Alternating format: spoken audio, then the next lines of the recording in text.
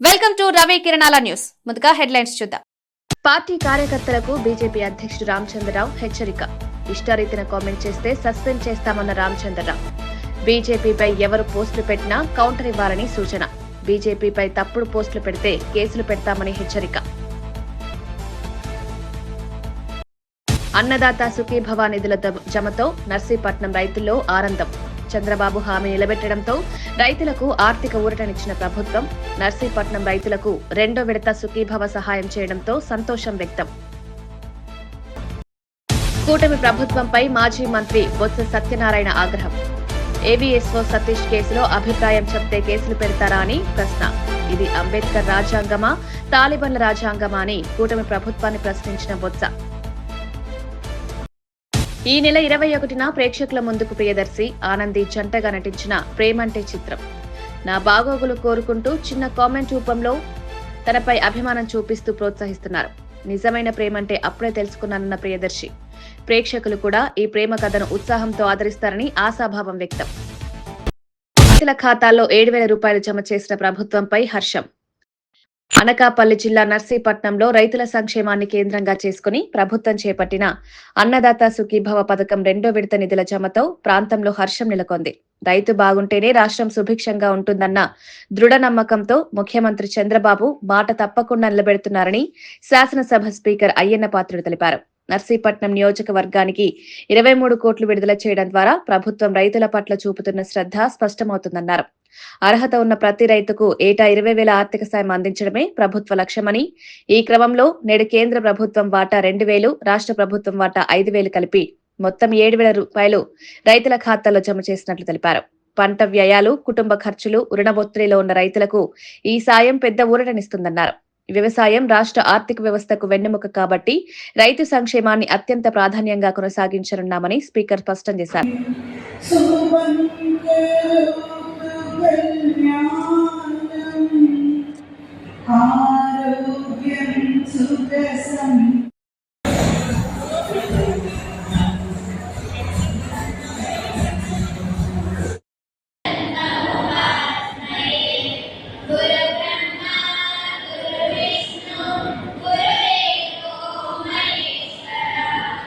మంచి అధికారం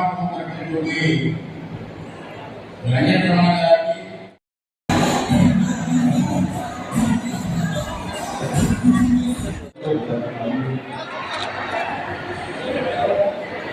ఇప్పుడు మళ్ళీ రెండో విడత ఈరోజు రాష్ట్రం మొత్తం మీద అంటే 19వ తారీఖు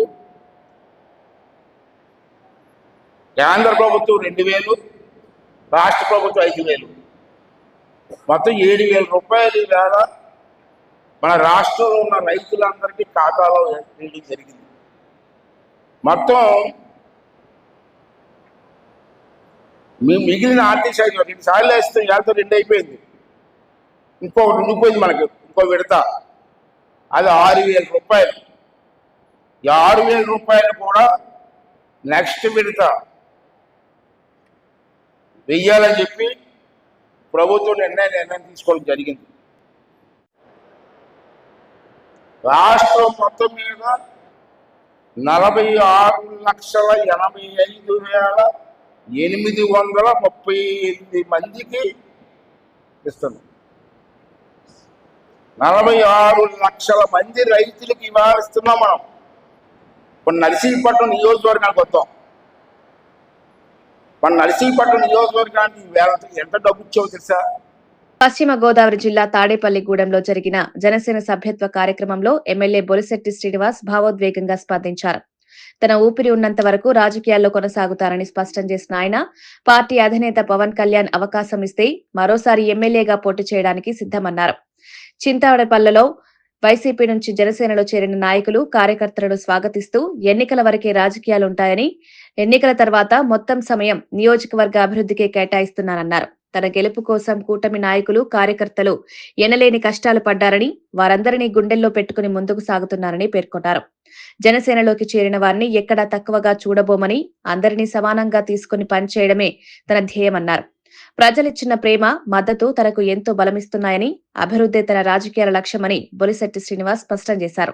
ఇవన్నీ తెలియకుండా చాలామంది మాట్లాడుతున్నారు. ఆయనేమో నేను వస్తే రఫా పీకిలు కోసేస్తాడు. పీకిలు కోస్తారా? ఎవడైనా ఓట్లు వేస్తారు మీకు? నేను కన్నాలేసిన డబ్బు అంతా ప్రజలకు ఇస్తానని చెప్పి నీకు ఓట్లు వేస్తారు. నువ్వు పీకిలు కోస్తే కోయించుకుంటాక 5 సంవత్సరాలు చూసావు. నీకు కోసేస్తారేమో కానీ కోయించుకుంటాక సిద్ధంగా లేవని కూడా జగన్మోహన్ రెడ్డి గారికి వేదికతో తెలియజేస్తూ ఉన్నా. మేము అంటూ వస్తే ఒక్కొక్కరి సంగతి చూస్తానంటాడు.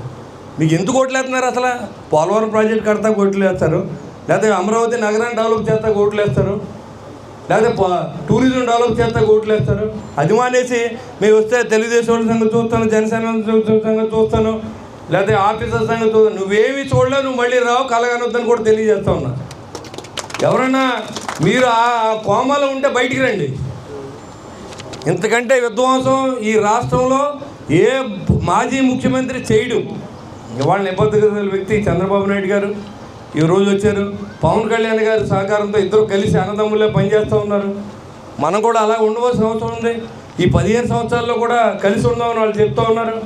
కూటమి అనేది ఎప్పుడూ ఉంటుంది, దానికోసం ఇబ్బంది పడవలసిన అవసరం లేదు. కలిపి నడవలసిన బాధ్యత నేను తీసుకుంటాను. ఎలాంటి ఇబ్బంది పడకండి. మీరు ఎవరైనా వస్తే ఇంకా వైసీపీ వాళ్ళకి ఆహ్వానం పలుకుతున్నాం. ఎందుకంటే ఆ పార్టీకి ఓటేస్తే రాష్ట్రం నష్టపోతుంది. మాకేమీ నష్టం లేదు. రాజకీయాలు చేస్తే నష్టం మాకు. రాజకీయాలు చేస్తే ఉన్న ఓపిక పోతుంది, అంతే తప్ప మేమే భయపడేది ఏం లేదు. కాబట్టి ఈరోజు మన కూటమిలోకి వచ్చిన రాజారావు కుటుంబానికి, దాంతోపాటుగా వారితో వచ్చిన వారి కుటుంబ సభ్యులందరికీ, వైసీపీ నుంచి వచ్చిన ప్రతి నాయకుడికి కూడా స్వాగతం పలుకుతూ రాబోయే రోజుల్లో ఒకే కుటుంబంగా, జగదే కుటుంబంగా మనందరం కలిసి విద్వేషాలకు తావు లేకుండా కలిసి పనిచేసి మరి మన ప్రతి పల్లెటూరిని. పంచాయతీరాజ్, గ్రామీణాభివృద్ధి, స్త్రీ శిశు సంక్షేమ శాఖ మంత్రి శ్రీమతి ధనశ్రీ అనసూయ ఉక్కు మహిళా ఇందిరాగాంధీ స్ఫూర్తితో దేశంలోని మహిళలు అత్యున్నత స్థాయికి ఎదగాలని ప్రభుత్వం కట్టుబడి ఉందని అన్నారు. ఇందిరాగాంధీ ధైర్యం, నాయకత్వం, దేశ సేవలో చూపిన దృఢ నిశ్చయం ప్రతి మహిళకు మార్గదర్శకమని పేర్కొన్నారు. మహిళలు విద్య, ఆర్థిక, రాజకీయ రంగాల్లో మరింత ముందుకు రావడానికి ప్రభుత్వం ప్రత్యేక పథకాలు అమలు చేస్తుందని వెల్లడించారు. గ్రామీణ మహిళలకు స్వయం ఉపాధి, నైపుణ్యాభివృద్ధి, భద్రత, సంక్షేమ రంగాల్లో విప్లవాత్మక కార్యక్రమాలు చేపట్టినట్టు తెలిపారు. ఇందిరాగాంధీ వంటి శక్తివంతమైన నాయకులు భారతదేశ ఉనికిని ప్రపంచానికి చాటినట్లు నేటి మహిళలు కూడా అలాంటి శక్తి, ధైర్యం, నాయకత్వాన్ని ప్రదర్శించాలని సీతక్క పిలుపునిచ్చారు. మహిళల ఎదుగుదలే సమాజ పురోగతికి మూలస్తంభమని స్పష్టం చేశారు.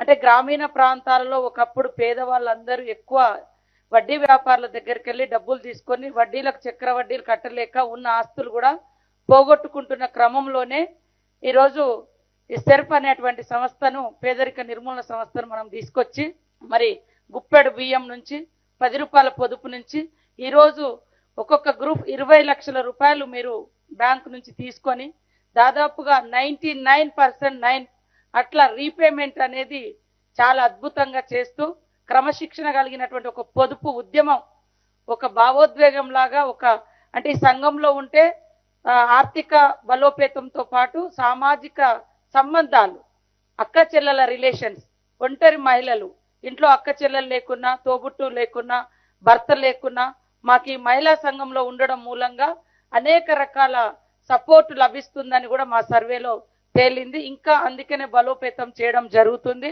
దయచేసి మీరందరూ కూడా ఈ రోజు ఈ పంపిణీ కార్యక్రమాన్ని రకరకాల పొలిటికల్ లీడర్స్ ఏదో చేయాలని చూస్తున్నారు. ఒక స్ఫూర్తి కోసం ప్రతి మహిళ ఒక ఉక్కు మహిళగా ఎదగాలి అని మన ముఖ్యమంత్రి గారు 1 కోటి మంది మహిళలను కోటీశ్వరులను చేయాలనేటువంటి సంకల్పంతో మరి వడ్డీ లేని రుణాలు ఇప్పటికే 27,000 కోట్లకు పైగా మీకు ఇవ్వడం జరిగింది.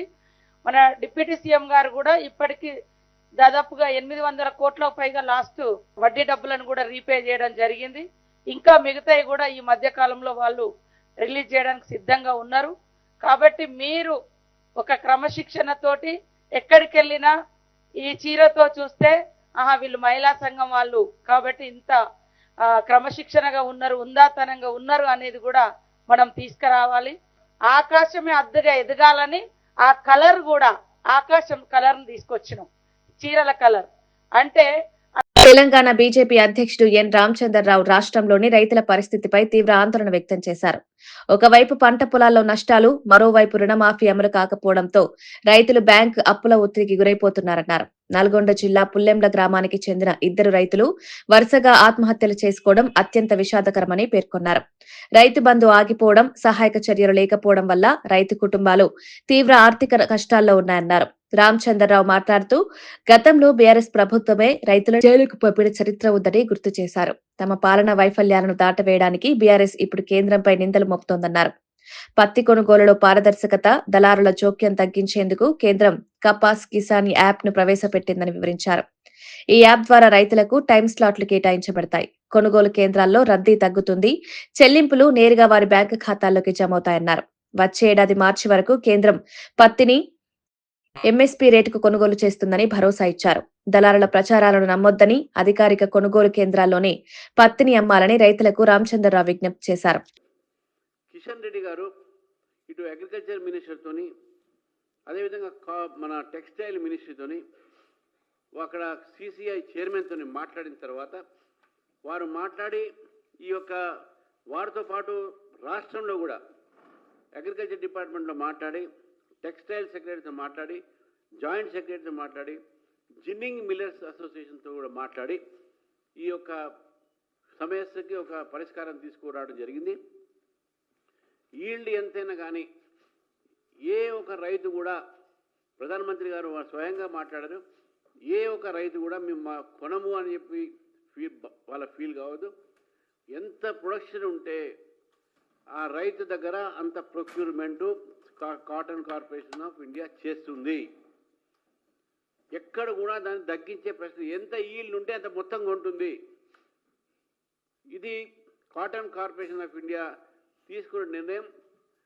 మా ఒక కేంద్ర మంత్రి శ్రీ కిషన్ రెడ్డి గారి చొరవతో వీళ్ళందరితో మాట్లాడిన తర్వాత ప్రధానమంత్రి గారు స్వయాన ఈ యొక్క ఆదేశాన్ని కూడా ఇవ్వడం జరిగింది. ఈల్డ్ ఎంతైనా సరే మీరు తీసుకోండి అని చెప్పేసి. ఇక్కడ ఎటువంటి ఒక రైతులకు కానీ ప్రజలకు కానీ ఎటువంటి ఒక సందేహం ఉండాల్సిన అవసరం లేదు. ఎంత ప్రొడక్షన్ ఈల్డ్ ఉంటుందో అంతా ఎంఎస్పి ఫిక్స్ అయి ఉందో. 2 వెరైటీలు ఉన్నాయి, ఒకటి 8,000కు, 7,500కు, ఇంకోటి 8,000కు. ఆ సన్న వెరైటీ అది కూడా అన్నీ కూడా ఈరోజు ఏదైతే భారత ప్రభుత్వం ఉందో దాని కింద పనిచేస్తున్నటువంటి cotton corporation of India yield మొత్తం కొంటుంది ఎంఎస్పి ప్రకారం. రెండో విషయం వచ్చే వరకు మాయిశ్చర్ మీద చాలామందికి ఒక అనుమానాలు వస్తూ ఉన్నాయి. మాయిశ్చరు ఎక్కువ ఉంటే దాని రేట్ తగ్గుతుంది, కొనుగోలు తొందరగా ఉండవు అనేటటువంటి ఉంది. అయితే మాయిశ్చర్కు దేశవ్యాప్తంగా కూడా అది యూనిఫామ్ పాలసీ, ఒకటే పాలసీతోని మాయిశ్చర్ టెస్టింగ్ ఉంటుంది. ఆ మాయిశ్చర్ ఒక లిమిట్ ఏది ఉంటుందో ఆ దేశవ్యాప్తంగా ఏది ఉందో తెలంగాణ కూడా అదే మాయిశ్చర్ పాలసీ ఉంటుంది. దాని ప్రకారము ఎంత ఈల్డ్ వస్తే అంత ప్రజెంట్ ఎంఎస్పి ప్రకారం ఉంటుంది. రెండో విషయం వచ్చే వరకు జిన్నింగ్ మిల్స్ ఉన్నాయి. ఇక్కడ దాదాపు కొన్ని జిన్నింగ్ మిల్స్ 200 దాకా వాళ్ళు మోడర్న్ టెక్నాలజీతోనో ఇంకేదో వాళ్ళ పనిచేస్తూ ఉన్నాయి. ప్రొక్యూర్మెంట్ దాంట్లో వారి యొక్క బ్యాకప్, వాళ్ళ లాజిస్టిక్ సపోర్ట్ ఉంటుంది. ఒక 100 జిన్నింగ్ మిల్స్ ఇంకా ప్రొక్యూర్మెంట్ క్యాపబిలిటీస్ లేవు. ఆ జిన్నింగ్ అసోసియేషన్స్ వాళ్ళతో కూడా జిన్నర్స్ మిల్స్ అసోసియేషన్ మాట్లాడి వాళ్ళు కూడా ఈ కాటన్ వారి యొక్క ఏదైతే కొనే దీంట్లో రైతులకు సహకారాన్ని అందించమని చెప్పేసి కూడా అడగడం జరిగింది. దానికి కూడా ఆల్మోస్ట్ ఆ సంబంధించినటువంటి జనరల్ మిల్ సమస్య అయినటువంటి ఒక ఏదైతే ప్రతి కొనుగోలు విషయంలో కూడా రైతులు ఎవ్వరు కూడా ఆందోళన చెందకుండా ఇది వచ్చే సంవత్సరం మార్చ్ వరకు కూడా కేంద్ర ప్రభుత్వం కొనుగోలు చేస్తుంది. వచ్చే సంవత్సరం మార్చ్ వరకు, ఇప్పుడే కాదు, ఈ యొక్క ప్రొక్యూర్మెంట్ స్టార్ట్ అయినప్పటి నుంచి. పుట్టపర్తిలో జరిగిన సత్యసాయి శత జయంత్యుత్సవాల్లో పాల్గొన్న క్రికెట్ దిగ్గజం సచిన్ టెండూల్కర్ భగవాన్ సత్యసాయి తన జీవితంపై చూపిన ప్రభావాన్ని హృదయపూర్వకంగా పంచుకున్నారు. Honorable Prime Minister Modi ji, Honorable CM Naidu ji, this is indeed a very, very special occasion. And I want to welcome all of you here to celebrate centenary year of our beloved Baba. This place has brought so much comfort, purpose, and direction to millions of us. When I stand here, I am reminded of a number of ways Baba contributed in our lives in making us better human beings. I remember I was only 5 years old, and wherever I went, including my school, people around me would refer to me as वो जो छोटा बच्चा है ना जिसके बाल सत्य साई बाबा जैसे है, वो ही लड़का हो, वो बहुत शरारती लड़का था. मगर that was only because I had not had a haircut till the age of 5. मेरे बाल भी वैसे ही लंबे थे. I was too young to understand the enormity of Baba's contribution to humankind. I remember meeting him for the first time in the mid-90s. It was in Whitefield, and from there on, I had the honor of meeting him on a number of occasions. In fact, when I got to this place, I was sharing with the Honorable CM that, we played here in 1997, and the same thing was shared with our Honorable Prime Minister also, where I got to interact with Baba. Baba had this ability to be with you wherever in the mental space, wherever you were. And why I say this, because there were a number of questions going on in my head, whether should I be asking him or not? Is it appropriate to ask? And without asking those questions, Baba had answered those questions. That was an unbelievable experience for me. Because I was thinking, how did you know what was going on in my head? And he'd already answered, blessed me, given me direction. The number of things which, when one spent time with Baba, we learned so many things. And out of those so many things, there's one thing that I would like to mention here is Baba always said, don't judge people. Understand them.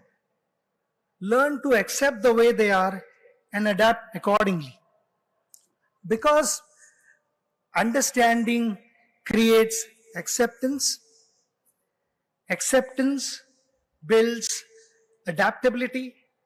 And when we adapt, many conflicts dissolve even before they take shape. He did it by giving us multiple examples. It was never an instruction to someone, go there and do this. He himself did it. He believed in helping people, healing them, and uplifting them. It was in his nature to give, to contribute, to bless people with better health, better mental space. We keep talking about good health. Sometimes it is only physical that we address, but I think mental health is equally important. And why I said earlier in my speech, ఉప ముఖ్యమంత్రి భట్టి విక్రమార్క రాష్ట్రంలోని ప్రతి మహిళకు సమాన గౌరవం, సంక్షేమం లక్ష్యంగా ప్రభుత్వం తీసుకుంటున్న కీలక నిర్ణయాన్ని వెల్లడించారు. రేషన్ కార్డున్న ప్రతి మహిళకు ఇందిరమ్మ చీరలను రాష్ట్ర వ్యాప్తంగా పంపిణీ చేస్తామన్నారు. ఈ కార్యక్రమం మహిళా గౌరవానికి ప్రతీకగా నిలుస్తుందని, ముఖ్యంగా ఆర్థికంగా వెనుకబడిన కుటుంబాలకు ఇది చిన్న సహాయం కావచ్చు గాని పెద్ద స్థాయి ఆదరణను అందిస్తుందన్నారు. గతంలో ప్రజల నుండి విశేష స్పందన పొందిన ఇందిరమ్మ చీరల పథకాన్ని మరింత విస్తృతంగా అమలు చేయనున్నట్లు చెప్పారు. గ్రామీణ ప్రాంతాల్లోని మహిళలు, వృద్ధులు, రోజువారీ కూలీలు ప్రతి కుటుంబం ఈ పథకంతో లబ్ధి పొందాలని ప్రభుత్వం కట్టుబడి ఉందన్నారు. మహిళలను శక్తివంతం చేసే దిశగా ప్రభుత్వం ఇప్పటికే అనేక సంక్షేమ పథకాలను అమలు చేస్తోందని భట్టి స్పష్టం చేశారు. ప్రజలు ప్రభుత్వంపై నమ్మకం ఉంచారని, ఆ నమ్మకాన్ని నిలబెట్టుకోవడమే తమ ధ్యేయమన్నారు. రాష్ట్ర వ్యాప్తంగా ప్రతి మహిళలకి చీర ఇచ్చేటువంటి కార్యక్రమం ఇది ఈ ప్రభుత్వం నిర్ణయం తీసుకుంది. మీ అందరికి కూడా ఇంకొక సూచన ఏంటంటే మన ప్రభుత్వం వచ్చిన తర్వాత మొట్టమొదటిసారి 10 సంవత్సరాలు మర్చిపోయినటువంటి వడ్డీ లేని రుణాలను కూడా ఇప్పుడు ఈ కాంగ్రెస్ ప్రభుత్వం ఇస్తా ఉంది. సో ఇచ్చే వడ్డీ లేని రుణాలను కూడా గతంలో కొంత రిలీజ్ చేశాం, మళ్ళీ ఇప్పుడు కొంత రిలీజ్ చేస్తా ఉన్నాం. దాన్ని కూడా పెద్ద ఎత్తున మీరు మహిళలందరికీ అవగాహన కల్పించేటట్టుగా చేసి ఇంకా ముందుకు తీసుకొని పోయి బాగా ఇప్పుడే ముఖ్యమంత్రి గారు చెప్పినట్టు పెట్రోల్ పంపులు జిల్లా సమాఖ్యలు ఏ రకంగా అయితే సాధించారో ఎక్కడ బస్సులు మహిళా సంఘాలందరికీ సాధ్యమైనంత మేరకు ఎక్కడెక్కడైతే మీరు మహిళా సంఘాలు ముందుకు వచ్చి బస్సులు కొంటే ఆ బస్సుల్ని మళ్ళీ ఆర్టీసీకి అద్దెకు పెట్టి తద్వారా ఆదాయం వచ్చేటట్టుగా కూడా రాష్ట్ర ప్రభుత్వం ప్రణాళిక తయారు చేసింది. అట్లాగే మహిళా సంఘాలకి సోలార్ పవర్ ప్రాజెక్టులకు సంబంధించి కూడా ఇప్పటికే ఎంఓయూ చేసి వాటి ముందు తీసుకొని పోతాం. అంటే ఎక్కడ ఏ రకంగా అందుబాటులో వ్యాపారం చేయడానికి అవకాశాలు ఉన్నాయో ప్రతి దాంట్లో కూడా మహిళలను ఇన్వాల్వ్ చేసి దానికి వడ్డీ లేని రుణాలను ఇచ్చి పెద్ద ఎత్తున మీ అందరినీ అభివృద్ధి చేయాలనేటువంటి ఆలోచనతోనే రాష్ట్ర ప్రభుత్వం ముందుకు పోతా ఉంది. జిల్లా సమైక్య అధ్యక్షులు, మండల సమైక్య అధ్యక్షులు, అట్లాగే ఆ గ్రామ సమైక్యలో ఉన్నటువంటి నాయకురాళ్ళు అందరూ కూడా దీన్ని పెద్ద ఎత్తున ప్రచారంలో తీసుకొని పోయి ప్రభుత్వం కల్పించేటువంటి ఈ అవకాశాలన్నీ అందిపుచ్చుకోవాలని మీ అందరికీ విజ్ఞప్తి. హిందూపూర్ లో వైఎస్ఆర్ కాంగ్రెస్ పార్టీ కార్యాలయంపై జరిగిన దాడి తర్వాత ఈ తీవ్ర సంఘటనపై రాష్ట్రంలోని ముఖ్య నాయకులు స్పందించకపోవడం ఆశ్చర్యకరమని వైఎస్ఆర్సీపీ ఇన్ఛార్జ్ దీపిక ఆవేదన వ్యక్తం చేశారు. పార్టీ కార్యాలయం ధ్వంసం చేయబడినప్పటికీ హిందూపూర్ ఎమ్మెల్యే నందమూరి బాలకృష్ణ గాని, మంత్రి నారా లోకేష్ గాని ఒక్క మాట స్పందించకపోవడం ప్రజల్లో అనేక ప్రశ్నలు లేవనెత్తుతోందన్నారు. రాష్ట్రంలో చట్టం నిజంగా అమల్లో ఉందా, పోలీస్ వ్యవస్థ ఎక్కడ ఉంది అనే ప్రశ్నలను ఆమె ముందుకు తెచ్చారు. రాజకీయ విభేదాల పేరుతో కార్యాలయాలపై దాడులు చేయడం ప్రజాస్వామ్యానికి హానికరమని పేర్కొన్నారు. శాంతి భద్రతను కాపాడాల్సిన బాధ్యత ప్రతిష్టాత్మక నాయకులపై ఉందని, కానీ బాధితులను పరామర్శించడం గాని, దాడిని ఖండించడం కానీ చేయకపోవడం దురదృష్టకరమని దీపిక అన్నారు. ఘటనపై కఠిన చర్యలు తీసుకుని నిందితులను వెంటనే అరెస్ట్ చేయాలని డిమాండ్ చేశారు. 7 మరియు SC ST అట్రాసిటీ కేసెస్ ఇలాంటివన్నీ పెట్టినారు. ఎంతవరకు న్యాయమని నేను అడుగుతా ఉన్నాను. లేకుండా ఉండే వాళ్ళ పైన కూడా ఆ రోజు కేసు అనేది వీళ్ళు కట్టించున్నారు. వేర్ ఇస్ లా అని నేను అడుగుతా ఉన్నాను. ఈ రోజు ఏదో ఒక స్టేట్మెంట్ కానీ ఇవ్వలేదు. దీన్ని నేను తీవ్రంగా ఖండిస్తా ఉన్నాను. రాబోయే రోజుల్లో ఇలాగే మీరు రెడ్ బుక్ రాజ్యాంగాన్ని నడిపితే ఏ ఒక్క ప్రజలు ఊరుకుండేది లేదు. ప్రతి ఒక్క మీ మూవ్మెంట్ ని ప్రజలందరూ గమనిస్తా ఉన్నారు. ప్రతి ఒక్కరికి తెలుస్తా ఉంది టీడీపీ వాళ్ళు ఒక రెడ్ బుక్ రాజ్యాంగం అనేది ప్రతి ఒక్క చోట జరుపుతా ఉన్నారు. ఒక గొంతు ఏదైతే మిమ్మల్ని ప్రశ్నిస్తా ఉందో మీరు దాన్ని కేసులు పెట్టి నొక్కేస్తా ఉన్నారు. ఈరోజు ఎంతమంది పైన కేసు పెడతారని నేను ఈరోజు మిమ్మల్ని ప్రశ్నిస్తా ఉన్నాను. ఆ రోజు నియోజకవర్గంలో సిట్టింగ్ ఎమ్మెల్యే బాలకృష్ణ గారు అక్కడే ఉన్నారు. ఒకటి మన పార్టీ కార్యకర్తలు ఏం చేస్తున్నారు అనేది ప్రతి ఒక్క ఇన్ఫర్మేషన్ ఆడున్నటువంటి ఎమ్మెల్యేకి కానీ అక్కడ ఉన్నటువంటి లీడర్స్ కానీ పోతుంది. నాకు తెలిసి ఇవి అన్ని చూస్తా ఉంటే బాలకృష్ణ గారికి తెలిసే ఇది జరిగింది. ఎందుకంటే అదైన తర్వాత కూడా బాలకృష్ణ గారు ఆ రోజు నైట్ ఎవరైతే పార్టీ వద్దకి వచ్చి గలాట చేసి ధ్వంసం చేసి వెళ్ళినారో వాళ్ళతో కూర్చొని మాట్లాడుతున్నారు. ఒక్కసారి వాళ్ళని అడిగింటే ఒక స్టేట్మెంట్ అనేది కూడా ఇంతవరకు వాళ్ళు కరెక్ట్ గా ఉంటే ఇంతవరకు ఒక స్టేట్మెంట్ కూడా బాలకృష్ణ గారు ఇడిచిపెట్టలేదు. దిస్ జస్టిఫైస్ బాలకృష్ణ గారు రెచ్చగొట్టి చేపించిండేది అని.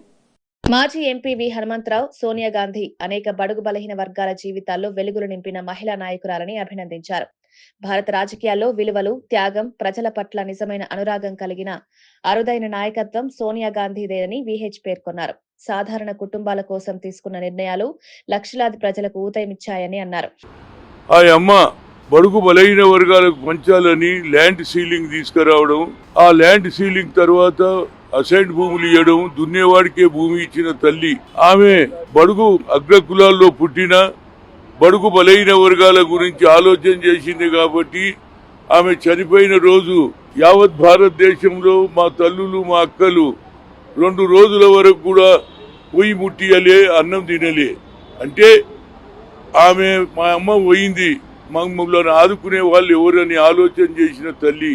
ఆమె జీవితాంతం ఆమెకు తెలుసు ఏదైతే చనిపోతారని, చంపుతారని తెలిసినా ఆమె ఏమన్నది, నా ఒక్కొక్క నెత్తురు చుక్క ఈ భారతదేశానికి బడుగు బలహీన వర్గాలకి అంకితం చేస్తా గాని నేను మాత్రం భయపడను, చనిపోయినా పర్వాలే బడుగు బలహీన వర్గాలకు న్యాయం చేస్తా అని ఆలోచన చేసిన మహా తల్లి.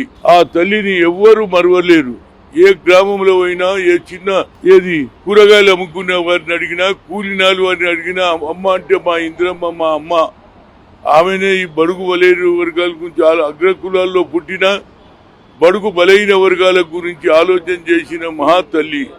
అదేవిధంగా మన రాష్ట్రంలో రేవంత్ రెడ్డి గారు కూడా ఇవాళ రోజు ప్రభుత్వం వచ్చిన వెంటనే మహిళలకు సరి అయిన న్యాయం చేయాలి అనే ఆలోచన, మహిళలకు కూడా కోటీశ్వరం చేయాలి అనే ఆలోచన కలిగింది. అదేవిధంగా ఇవాళ ఆయన జన్మదిన సందర్భంలో 1000 చీరలు అంటే ఒక కోటి చీరలు పంచడం జరుగుతున్నది. అంటే బడుగు బలహీన వర్గాల గురించి ఆలోచన చేసేదే కాంగ్రెస్ పార్టీ. ఆమె ఉన్నంత ఆమె చనిపోయినా ఇవాళ కూడా ప్రజలు జ్ఞాపకం ఎందుకు పెడతారంటే ఆమె చేసిన మంచి పనులు. అగ్రకులాలలో పుట్టిన బడుగు బలహీన వర్గాలకు ఆలోచన చేయాలి అనే ఆలోచనతో, అదే ఆలోచనతో ఇవాళ రేవంత్ రెడ్డి గారు బడుగు బలహీన వర్గాలకు ముఖ్యంగా మహిళలకు చీరలు పంచే కార్యక్రమం ఇవి రాష్ట్రం మొత్తంలో జరుగుతుంది. ఈ కార్యక్రమం ఇంతటితో కాదు, ఇక ముందు కూడా ఏ తల్లిగానా మా అమ్మలు చనిపోయింది అనే భావనతో ఉండకుండా వారి గుర్తింపు గురించి రాష్ట్ర ప్రభుత్వం ఎప్పటికప్పుడు బడుగు బలైన వర్గాల గురించి ఆలోచన చేస్తూ ఆ అమ్మ ఒక్క రక్తం చుక్క కూడా ఈ దేశానికి అంకితం, చనిపోయినా పర్వాలేదని ఆలోచన చేసిన ఏకైక నాయకురాలు శ్రీమతి ఇందిరాగాంధీ గారు.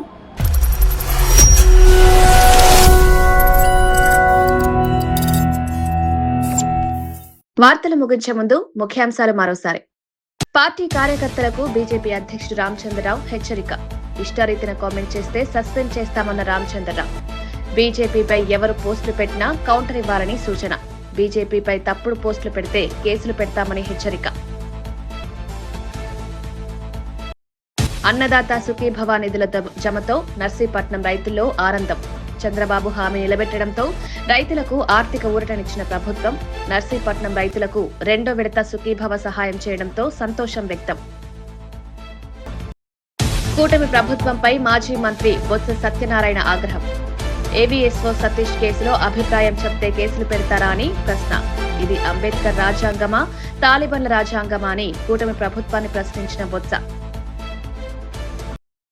ఈ నెల 21న ప్రేక్షకుల ముందుకు ప్రియదర్శి ఆనంది జంటగా నటించిన ప్రేమంటే చిత్రం. నా బాగోగులు కోరుకుంటూ చిన్న కామెంట్ రూపంలో తనపై అభిమానం చూపిస్తూ ప్రోత్సహిస్తున్నారు. నిజమైన ప్రేమంటే అప్పుడే తెలుసుకున్నానన్న ప్రియదర్శి. ప్రేక్షకులు కూడా ఈ ప్రేమ కథను ఉత్సాహంతో ఆదరిస్తారని ఆశాభావం వ్యక్తం. ఇవి ఈనాటి వార్తా విశేషాలు. మరో బులెటిన్లో మళ్ళీ కలుద్దాం. నమస్కారం.